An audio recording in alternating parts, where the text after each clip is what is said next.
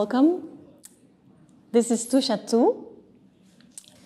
It's an installation with which I traveled around the world.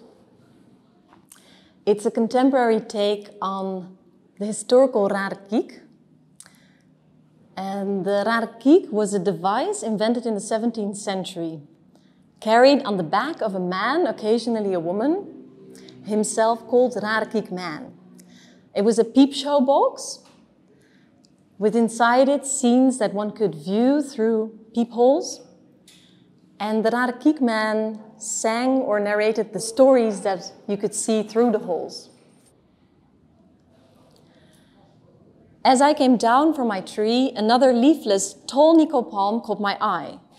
This one was standing all by itself. I also knocked on this stem. The sound was hollow, and as I pushed it, it slightly wobbled. Could it be pushed over? Before I knew it, I pushed with both hands, and slowly, like a light but long sigh, the meter-high tree fell to the ground in front of me.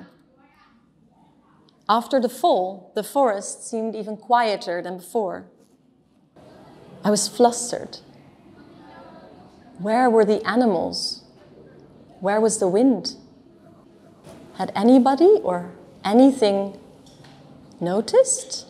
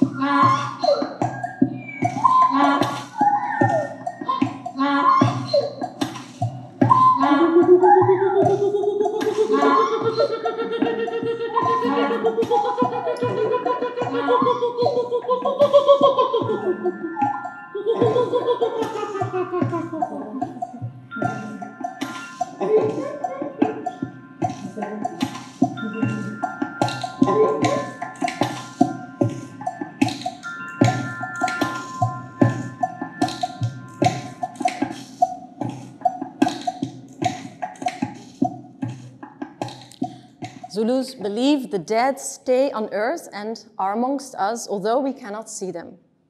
In the domain of the dead, everything is reversed. When burned, these flowers give off a smell which is moldy and bitter, but you can actually say so for yourself. To the dead, it's a sweet scent, which attracts them.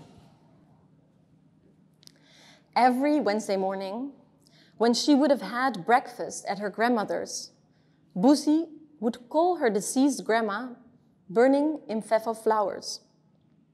She would lay a bundle of them on a flat stone in the center of her table and lighten them with a match. Next to the flowers, she would put the ceramic sculpture she made in honor of her beloved grandmother. It depicted her, with her mouth ajar and her eyes closed, as if she was about to taste something delicious. Next, she would set the table like her grandma would have, serving steamed bread or porridge and some fruits. As part of the ceremony, she would feed the sculpture small spoons full of porridge, or she would squeeze pieces of steamed bread through the mouth, which then would fall out on the backside of the sculpture. Meanwhile, she herself would also eat while closing her eyes every now and then, recalling cherished and intimate moments. One day, Boesie prepared her porridge with a cup of blackjack tea on the side. It's a medicinal tea, coming from a powerful and edible plant considered a weed by many, which also has an astringent, bitter taste. Boesie ate her porridge, closed her eyes, and reached over to her tea to find her cup empty. the tea, she was sure, had been consumed by the spirit of her grandmother.